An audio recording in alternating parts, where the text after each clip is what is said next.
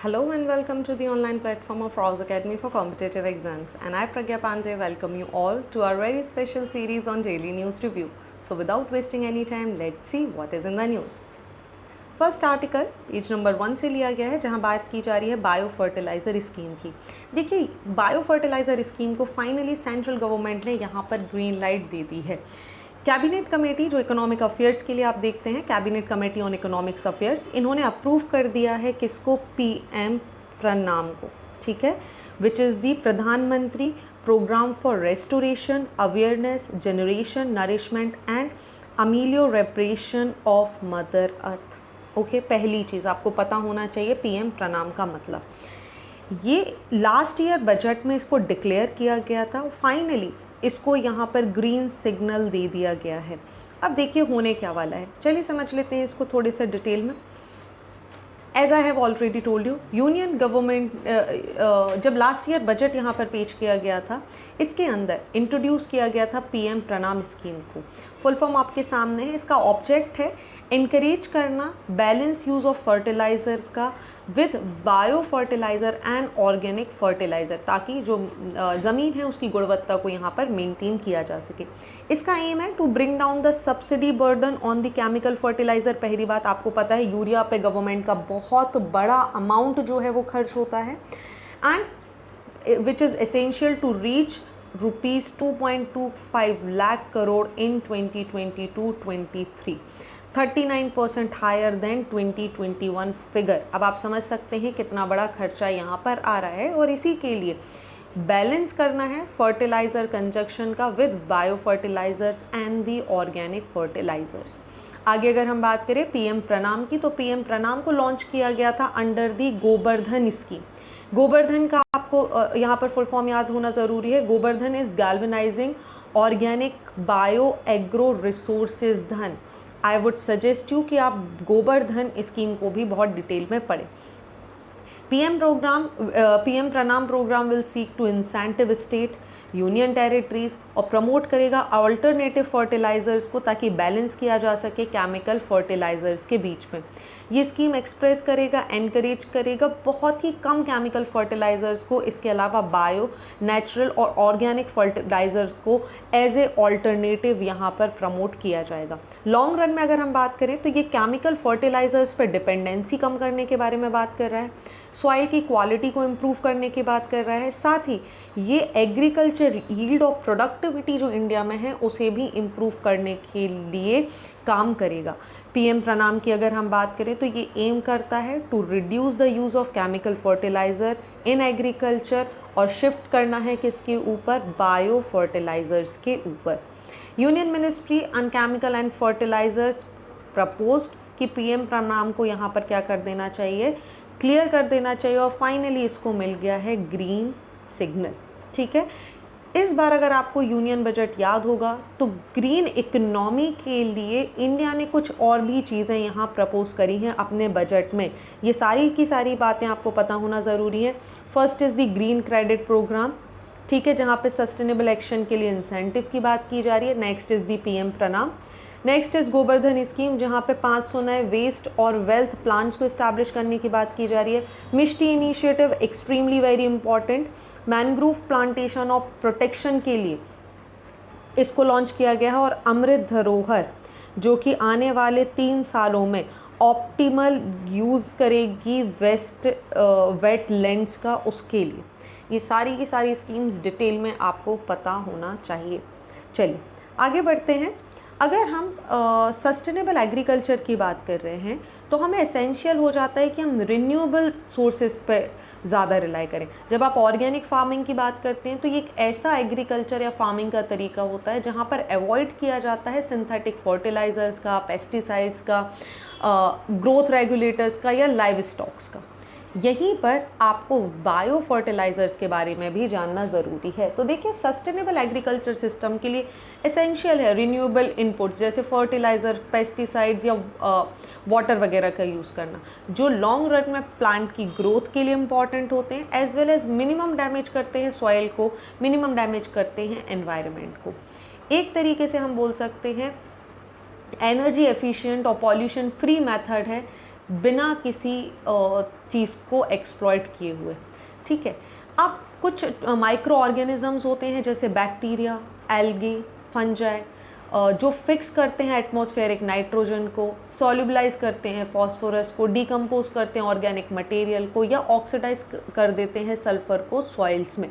जब इन सभी को अप्लाई किया जाता है सॉइल के लिए, उसकी ग्रोथ को इम्प्रूव करने के लिए, क्रॉप यील्ड को बढ़ाने के लिए, फर्टिलिटी इम्प्रूव करने के लिए और पॉल्यूशन कम करने के लिए, तब इसे बायो फर्टिलाइजर्स बोला जाता है।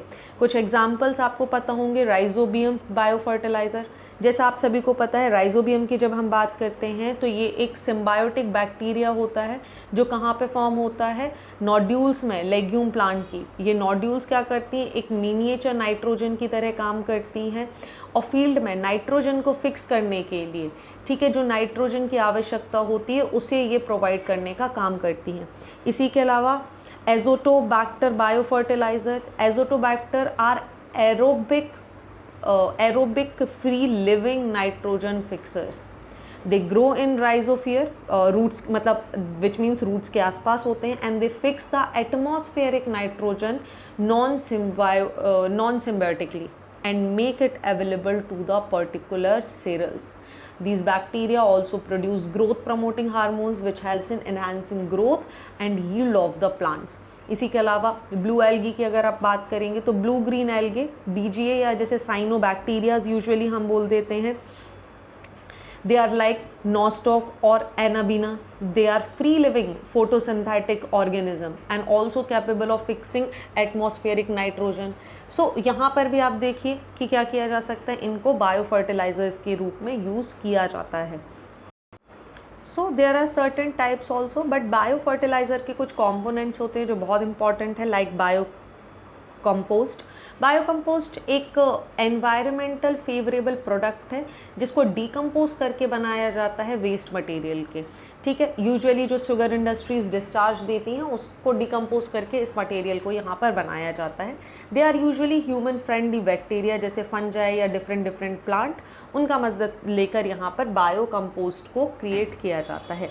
इसी के अलावा आप देखेंगे ट्राइकोकार्ड। ट्राइकोकार्ड एक नॉन पैथोनोजेनिक एनवायरमेंटल बीइंग है, एक सब्सटेंस है जिसका यूज़ किया जाता है डिफरेंट रेंज ऑफ क्रॉप्स में, चाहे आप सिट्रस की बात कर लें, paddies, apple, sugar cane, brinjal, corn, cotton, या हॉर्टिकल्चर या डेकोरेटिव प्लांट्स की बात कर लें। It functions as a productive destroyer and antagonistic hyper parasite against the eggs of many born as well as infection and easters of the flowers, fruits, leaves etc.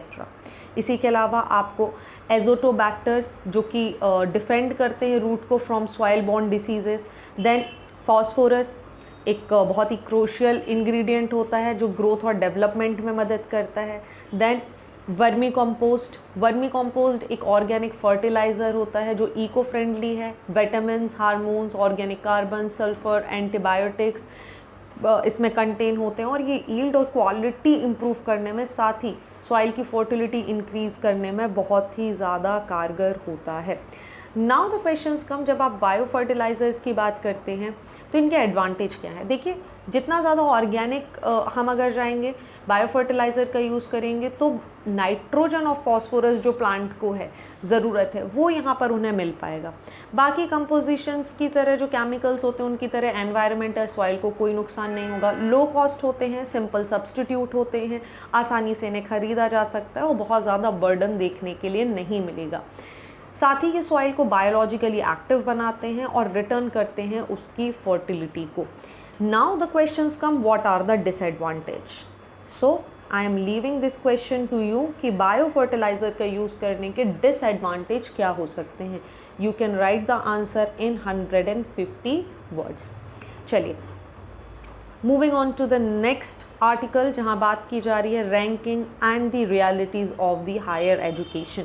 देखिए, आपको पता होगा recently national institution ranking framework ने release की थी India की ranking for 2023, जहाँ पर 8 कॉन्जिक्यूटिव एडिशंस यहाँ पर देखने मिले थे। लगभग 5 कैटेगरीज इसमें आपको देखने मिलती हैं जिसमें अलग अलग लेवल पर ये सारे इंस्टीट्यूट्स को रैंक किया जाता है। ओके, अब देखिए इन्होंने तो यहाँ पर कैटेगरी दे दी, मद्रास आईआईटी मद्रास ने यहाँ पर टॉप भी किया। नाउ द क्वेश्चंस कम कि इश्यूज़ हैं क्या। देखिए सबसे पहला इशू आप बात करेंगे which is the participation of the institution. Ministry की अगर हम बात करें तो एनआईआरएफ ने हमें क्या बताया था कि मिनिस्ट्री ऑफ एजुकेशन ने ये जो एडिशन है एनआईआरएफ का, इसको 5543 इंस्टीट्यूशन पर रन किया है। ओके, कैटेगरी वाइज स्पेसिफिकली यहाँ पर देखा गया है। हालांकि अगर आप देखेंगे in all 8686 application for rankings were submitted, तो इनका यहाँ पर कोई डेटा हमें नहीं देखने मिलता। This has to be seen in the conjunction with the total number of universities and college in India also. तो जो रैंकिंग है वो देखिए लिमिटेड नंबर ऑफ इंस्टीट्यूशन पे की गई है। दूसरा आप यहाँ पर देखेंगे तो आयुष, आपको याद है all India survey on higher education, इनकी रिपोर्ट आई थी रिसेंटली, 2021 की रिपोर्ट ज़रूर थी लेकिन ये अभी हाल ही में आई थी। There were 1113 universities and colleges की आप संख्या देखिए 43,796 कॉलेजेस यहाँ पर हैं। दैट मीन्स कि पूरे अगर आप हायर एजुकेशन की रैंकिंग की बात करते हैं तो एनआईआरएफ ने जो यहाँ पर रिज़ल्ट दिया है वो उसके कंपैरिजन में बहुत ही कम इंस्टीट्यूशंस को मापा गया है। स्पेशली अगर हम नेशन की बात करें जहाँ पर आप देखेंगे एक बहुत डेमोग्राफिक डिवीज़न है, ठीक है, बहुत ही कम लोग कॉलेजेस में जा पाते हैं। ऐसे में इशू यहाँ पर आ जाता है एक परफेक्ट एजुकेशन या रूरल अर्बन के लिए जो पार्टिसिपेशन है, जो पैरामीटर्स हैं, they should be different also. आप देखिए आयुष का डेटा शो करता है कि लगभग 43% यूनिवर्सिटी और 61% कॉलेज सिर्फ और सिर्फ रूरल एरियाज़ में आपको देखने मिलेंगे। यहाँ पर इंस्टीट्यूशन का पार्टिसिपेशन भी आपको एनआईआरएफ की रिपोर्ट में कम देखने मिलेगा, जिसके लिए बोला जा रहा है कि शायद ये रिपोर्ट कहीं ना कहीं बायस्ड होती हुई नज़र आ रही है। दूसरा इशू क्या है यहाँ पर, इनकरेजेंस बिटवीन क्वांटिटी एंड क्वालिटी। देखिए of the top 100 colleges ranked by NIRF, 35 are alone from Tamil Nadu, where 32 are from Delhi, 14 from Kerala and the remaining from the rest of the India। लेकिन अगर आप आयुष की report करेंगे तो उत्तर प्रदेश में सबसे ज़्यादा नंबर ऑफ कॉलेजेस देखने मिलेंगे आपको कंट्री में। इसके बाद महाराष्ट्र, कर्नाटका इसका पार्ट बनते हैं।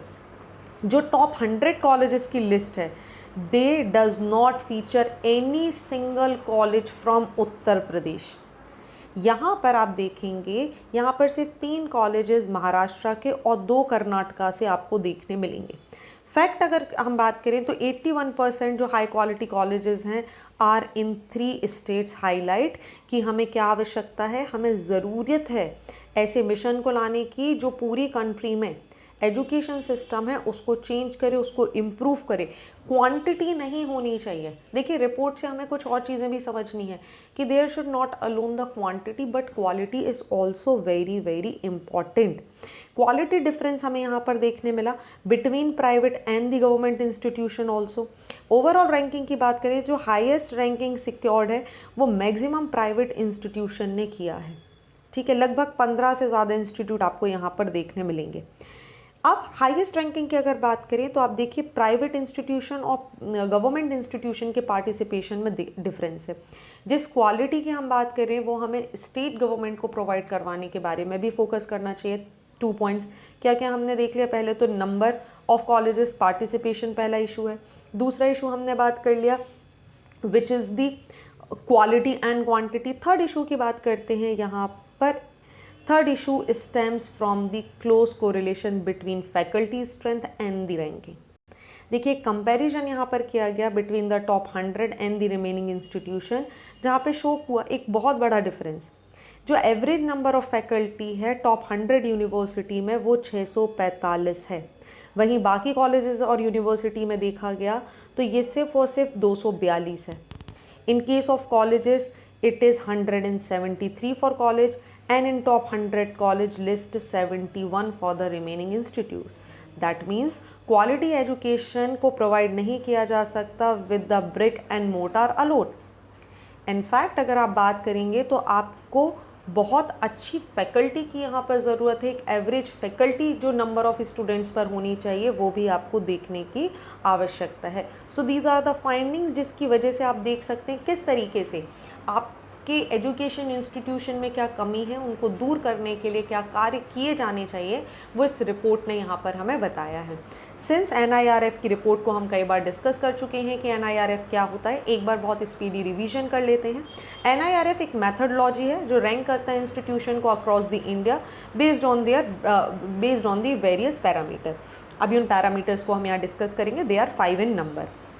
NIRF को अप्रूव किया था मिनिस्ट्री ऑफ एजुकेशन ने 29 सितंबर 2015। That time this particular ministry was known as the human resource and development ministry.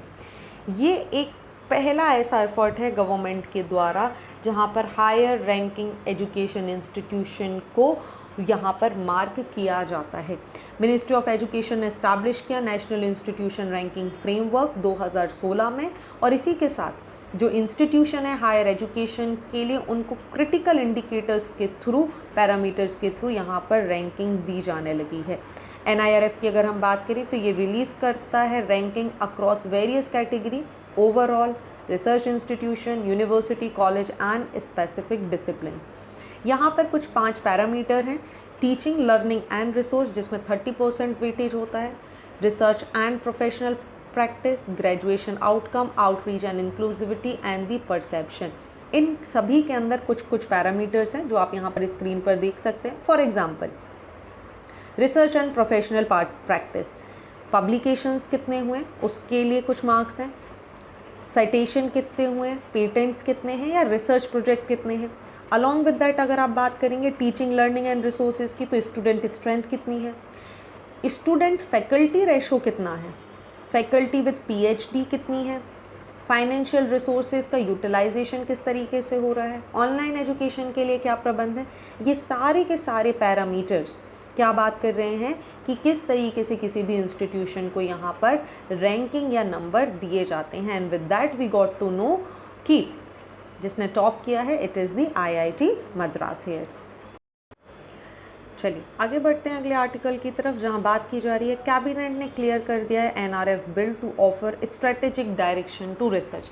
देखिए रिसेंटली हुआ क्या है, यूनियन कैबिनेट ने यहाँ पर रिलीज़ कर दिया है नेशनल रिसर्च फाउंडेशन बिल, इसको अप्रूवल यहाँ पर दे दिया है। देखिए ये जो लेजिस्लेशन है ये एम कर रहा है एक ऐसी अपेक्स बॉडी को यहाँ पर इस्टेब्लिश करने की जो हाई लेवल स्ट्रेटेजिक डायरेक्शन यहाँ पर प्रोवाइड कर सके, ताकि साइंटिफिक जो रिसर्च है कंट्री में उनको यहाँ पर प्रमोट किया जा सके। और ये पूरा का पूरा डिसीजन लिया गया है under the new education policy. चलिए समझ लेते हैं NRF बिल के बारे में। हालांकि थोड़ा सा इन्फॉर्मेशन ही हमें लेना है, जब ये बिल आ जाएगा तब इसके बारे में ज़्यादा डिटेल से बात करेंगे। देखिए जो सिग्निफिकेंट ये मूव यहाँ पर लिया गया है NRF को बनाने का, ये एपेक्स बॉडी के रूप में काम करेगा जो एक बहुत ही इम्पॉर्टेंट रोल प्ले करने वाली है, चाहे प्रमोट करना हो रिसर्च एंड डेवलपमेंट को, नर्चरिंग करना हो, सीडिंग रखनी हो उसके लिए, या एक ऐसा कल्चर प्रोवाइड करना हो जहाँ पर रिसर्च इनोवेशंस को प्रमोट किया जा सके across all the university, colleges, research institution. वहाँ पे R&D लेबोरेटरी बनाने के लिए इस बॉडी को इस्टेब्लिश करने की बात यहाँ पर की जा रही है।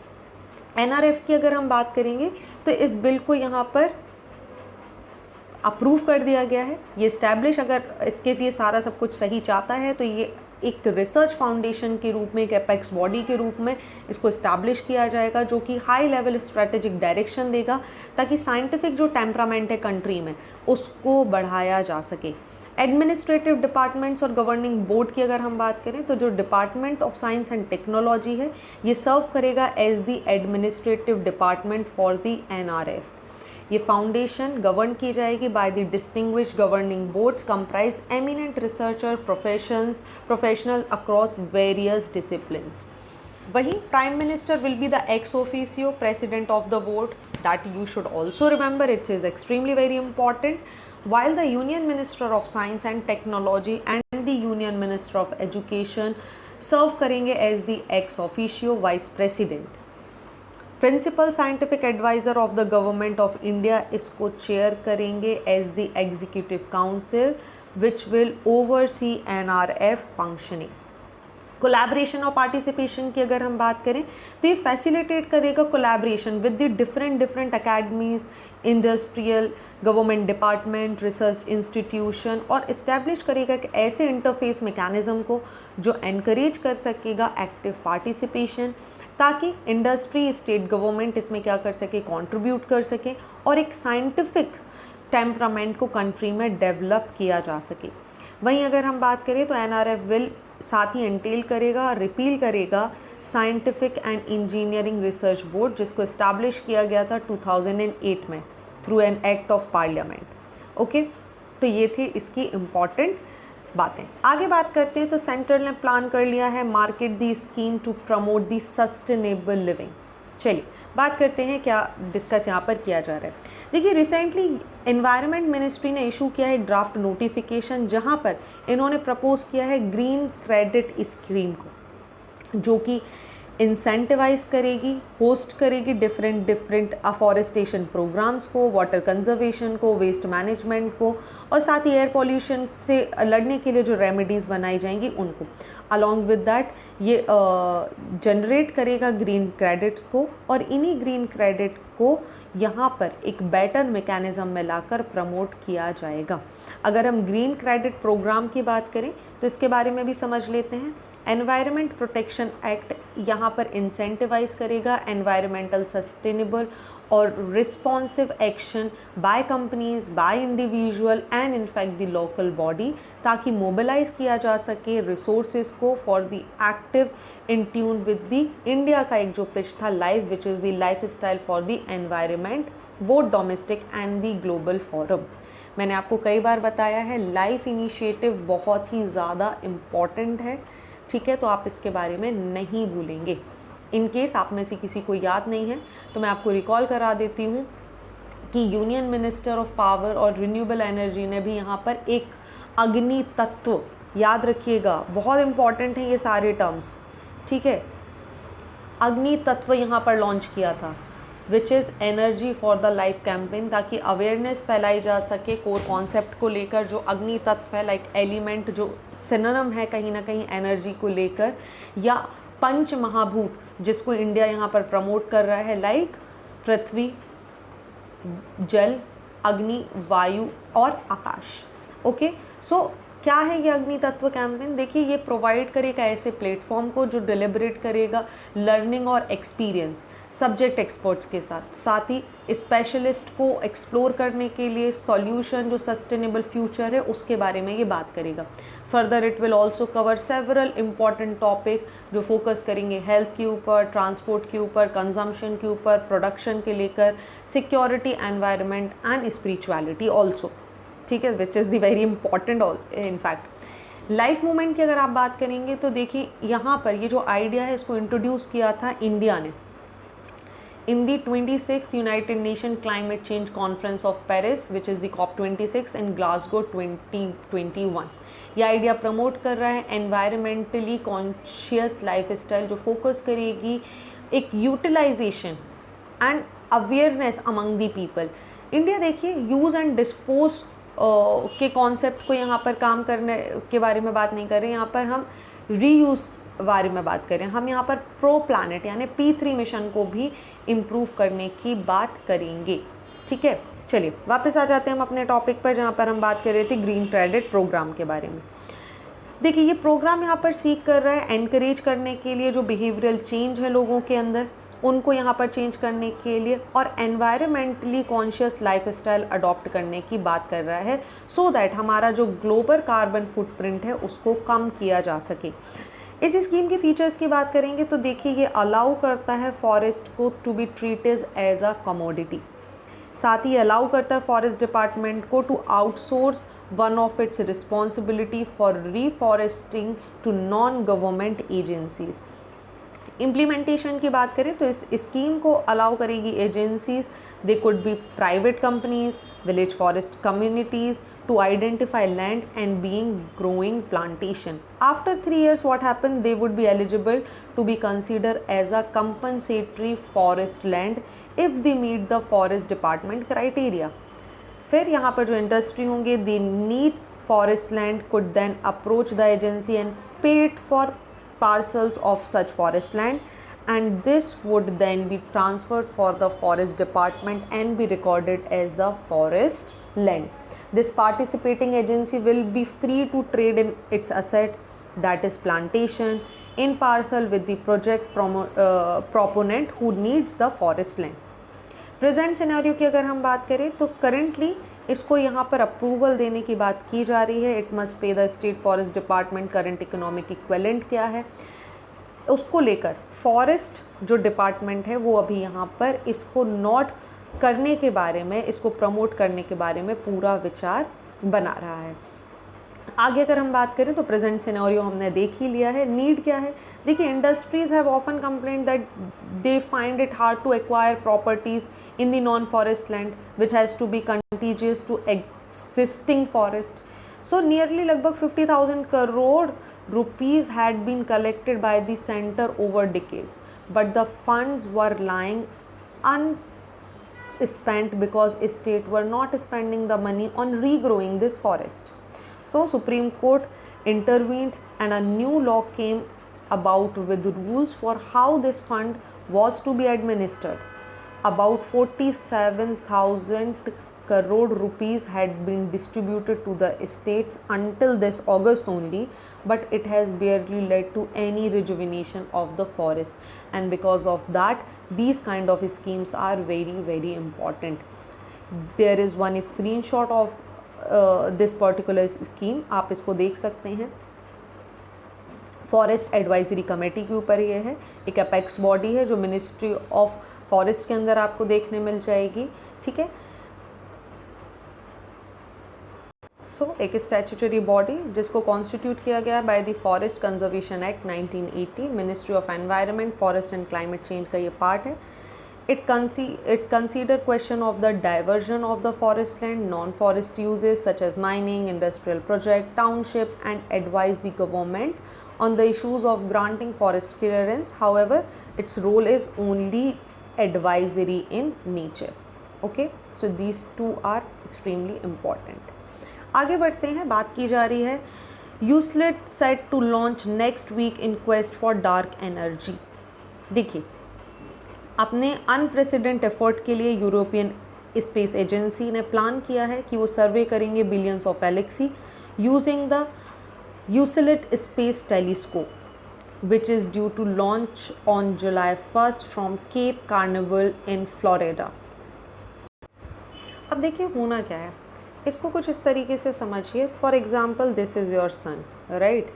यहाँ से लगभग आप 150 millions kilometre I mean there is your earth. Okay, यहाँ पर अर्थ की अपनी सैटेलाइट है मून. इससे भी 1.5 मिलियन किलोमीटर दूर आपको क्या देखने मिलेगा? एक्यूलेट ऑर्बिट. ओके, यहाँ पर. So European space telescope Euclid, the spacecraft will be sent to explore the evolution of the dark matter and dark energy in the universe, joining the James Webb Telescope in orbit around the second Lagrangian point, या जिसे हम usually L2 के नाम से भी जानते हैं. एक L2 एक वो पॉइंट है जहाँ पर gravitational forces of two bodies और मोर आर इन इक्विलिब्रियम. ठीक है, like sun and the planet, बिल्कुल वैसे ही. तो L2 पॉइंट आप समझ गए, एक ऐसा पॉइंट आता है जहाँ पर जो ग्रेविटेशनल फोर्स होती हैं दोनों बॉडीज़ की या उनसे ज़्यादा, वो एक इक्विलिब्रियम पर आ जाती हैं. L2 पॉइंट आइडल होता है ऑब्जर्व करने के लिए स्पेस को. क्यों? क्योंकि ये अलाउ करता है, यहाँ पर अगर ये जाएगी इस पॉइंट पर ये जाने वाली है, बिकॉज ये अलाउ करता है सैटेलाइट क्योंकि वो मेंटेन कर सकें एक स्टेबल डिस्टेंस और यूज़ कर सके सोलर एनर्जी का. एक क्लियर व्यू यहाँ से स्पेस का देखने मिल जाता है. साथ ही जो ऑर्बिटिंग जो it avoids actually orbiting earth and the passing through it shadow, but it closes enough for the good communication also. So इसका सेंट्रल आइडिया यहाँ पर क्या है? जो डार्क मैटर है, ठीक है, जो मिस्टीरियस फिनोमेना है डार्क एनर्जी का, डार्क मैटर का, उसके बारे में पता लगाना. प्राइमरी गोल यूसलेट मिशन का is to study the nature and the properties of the dark energy, dark matter, जो कि साथ में मिलकर कॉन्स्टिट्यूट करते हैं एक significant portion of the universe. Mission का स्कोप या ड्यूरेशन की अगर हम बात करें तो ये एक स्पेस बेस्ड मिशन है जिसको इक्विप किया गया है with the sophisticated telescope and state of the art scientific instrument. Mission को एक्सपेक्ट किया जा रहा है कि ये नॉमिनल ऑपरेशनल लाइफ टाइम जो इसकी है लगभग 6 साल, उसको ये यहाँ पर बिताने वाला है, which will be conduct and extensive survey on the sky.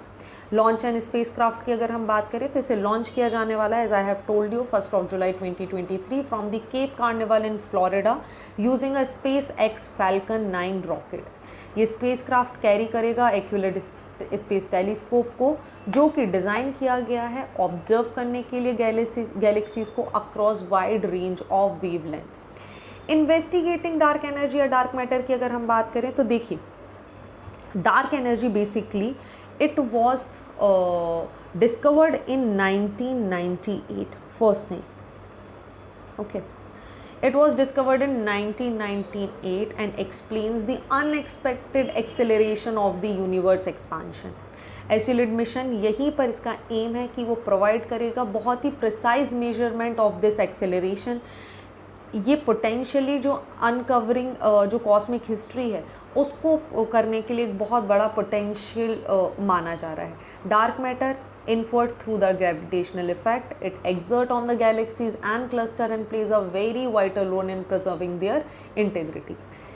Scientific use अगर आप यहाँ पर देखिए किन किन चीज़ों का होने वाला है, सो देयर आर 3 टर्म्स जो आपको याद रखनी है। फर्स्ट तो एसिलेट स्पेस टेलीस्कोप, ठीक है। दूसरा अगर हम बात करें, इसके साथ कैरी करने वाले हैं 2 scientific instrument, which is the visible wavelength camera, which is the VIS, and the near infrared camera and spectrometer। visible wavelength camera की अगर हम यहाँ पर बात कर लेंगे, so you will see visible VIS instrument ये कैप्चर करेंगे इमेज को, विजिबल लाइट को, और इनेबल करेंगे जो शेप है, साइज़ है या मोर्फोलॉजिकल प्रॉपर्टीज़ हैं गैलेक्सीज़ की, उन्हें जानने के लिए। Near infrared camera and spectrometer, जिन्हें हम NIPS के नाम से जानते हैं, दिस यहाँ पर what they will do, they will observe the galaxies in the near infrared range, providing essential data on their distance, redshift, clustering properties etc। इसको मेजर करके जो डिस्ट्रीब्यूशन है गैलेक्सीज का अलग अलग कॉस्मिक एपॉक्स में, वो यहाँ पर उसका एक स्केल, उसका एक टाइमलाइन यहाँ पर डिसाइड किया जा सकता है या इसका अंदाज़ा लगाया जा सकता है। सो ये थे आज के इंपॉर्टेंट आर्टिकल। आई होप आपको सारी चीज़ें क्लियर हो चुकी होंगी। So thank you for watching this video. Do not forget to hit like button, comment your valuable feedback and also press the subscribe button to never miss any updates। Thank you and see you tomorrow।